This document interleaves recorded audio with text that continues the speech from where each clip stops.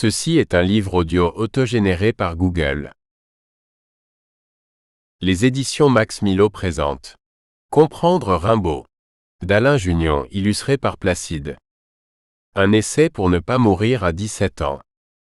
Sérieusement comprendre Rimbaud? Comme des illuminations de mai. Comme la Révolution? Oui. Car il aura bien fallu comprendre. Les Rimbaud qui attaquent l'ordre républicain du moment et qui le gagnent à la course de la vraie vie. Cet essai tente de contextualiser la création poétique de Rimbaud comme poète jeune et révolutionnaire, pour le sortir des commentaires qui depuis 100 ans au moins en font soit un mystique, soit un original. Alain Junion est professeur de philosophie libre dans un lycée public. Il dirige les revues Cahiers Artaud et La Contre-Attaque. Placide est un peintre, dessinateur, illustrateur français et auteur de bandes dessinées. Il collabore entre autres à la revue Mon Lapin Quotidien et au mensuel CQFD. Des notes et des illustrations sont disponibles sur les éditions numériques et papier du livre. Contre la poésie. Ne rien porter au jour que ce que je suis seul à dire. Francis Ponge en 1940 ne veut plus être un poète comme tous les autres, et il prend le parti politique de refaire le poétique à hauteur d'homme, matériellement parlant. Je veux lire et comprendre, avec la méthode et la méditation de Francis Ponge, les phrases et les poèmes d'Arthur Rimbaud. Rimbaud, c'est certain, fut le seul à dire comme il le disait ce qu'il apportait au jour. Il en veut mon esprit. La poésie de Rimbaud n'est ni une métaphysique ni une performance d'artiste. Poésie chez Rimbaud est théâtre pour la Révolution. Poésie est donc trois choses, une expérience, un lieu et la pensée. Rimbaud fut le premier poète venu au monde pour le faire et l'écrire. Une expérience pour sentir, écrire, vivre. Un lieu pour travailler et marcher. La pensée pour faire la révolution nécessaire. Rimbaud et les faussaires. Qu'en savent-ils tous? Par exemple, au sujet de Nietzsche, Rimbaud et Artaud. Ils n'en savent rien, ou plutôt ils croient savoir que ce nihiliste, cet enfant ou ce fou, comme ils disent, sont perdus définitivement pour la société, la patrie et leur Dieu. Ce ne sont que des poètes, et pourtant les poètes de cet acabit, on les viole simplement en priant pour le salut de leur âme et en imaginant leur saison en enfer pour très bientôt. À éliminer. Ils n'ont rien dit de raisonnable et ils n'ont même pas fait leur sale révolution. Les assis quand ils se réunissent et qu'ils sont fiers d'eux en société, en Dieu ou en héritage, assassinent régulièrement et tranquillement ces poètes véritables et dressés qui ont forgé le seul progrès humain qui vaille. L'écriture de notre poème commun. Nietzsche a écrit l'Antéchrist. Artaud a écrit Van Gogh, le suicidé de la société. Et Rimbaud a écrit Une saison en enfer et Illumination. Il faudra, pour défendre la vraie poésie et les vrais poètes, tout d'abord déconstruire et défaire ce que les faussaires du poème ont établi entre eux et en club, comme leur extase de l'un et leur sublimation de l'être. Contre cela, les inconditionnels de la poésie politiquement incorrecte, chrétienne en général, mystico-métaphysique pour les particuliers, il y aura la maison de correction poétique et morale. Pour cela et pour bien commencer, on a Francis Ponge, le poète du parti à prendre pour les vraies choses. Ne jamais essayer d'arranger les choses. Les choses et les poèmes sont inconciliables. Il s'agit de savoir si l'on veut faire un poème ou rendre compte d'une chose, dans l'espoir que l'esprit y gagne face à son propos quelques pas nouveaux. C'est le second terme de l'alternative que mon goût, un goût violent des choses et des progrès de l'esprit, sans hésitation me fait choisir. Ma détermination est donc prise. Peu m'importe après cela que l'on veuille nommer poème ce qui va en résulter. Quant à moi, le moindre soupçon de ronron poétique m'avertit seulement que je rentre dans le manège, et provoque mon coup de rein pour en sortir. Je suis bien d'accord avec Francis Ponge, il ne faut rien arranger, surtout quand la chose s'appelle Arthur Rimbaud. Et que la poésie objective est en jeu, autrement dit, la vérité même.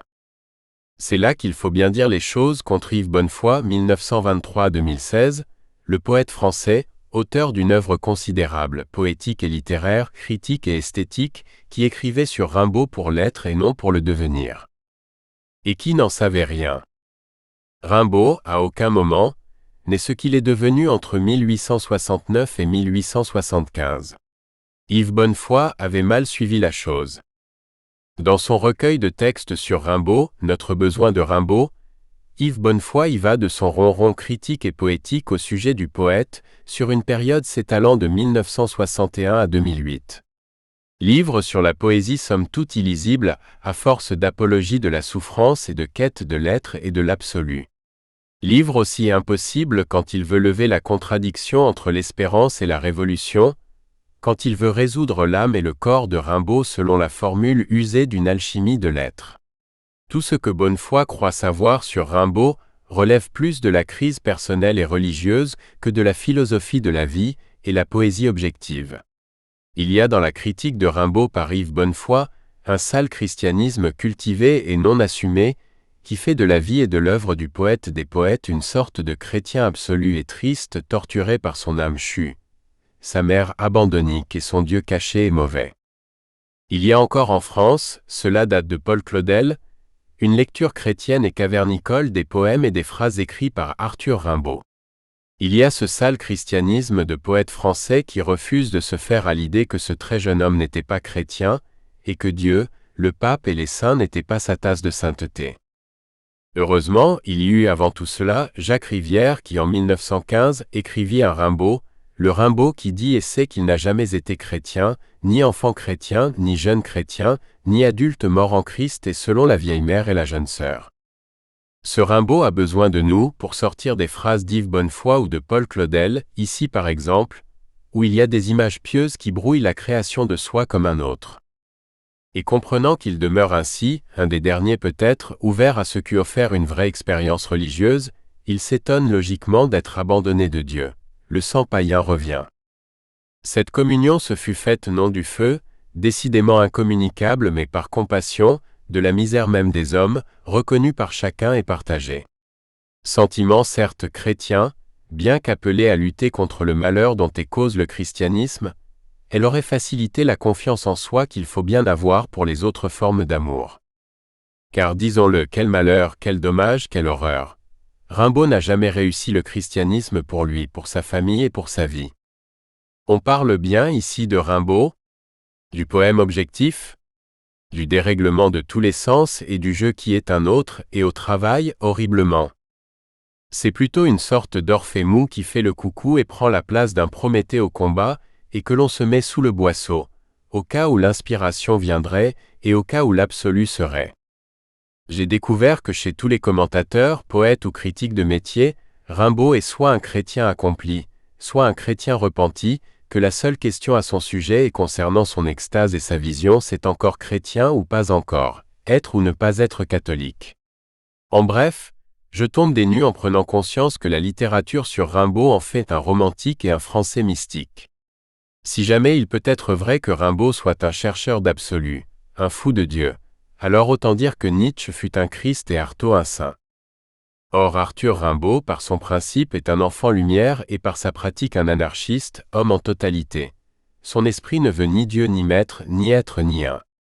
C'est tout ce que le poète et penseur Yves Bonnefoy refusa de savoir au sujet de Rimbaud.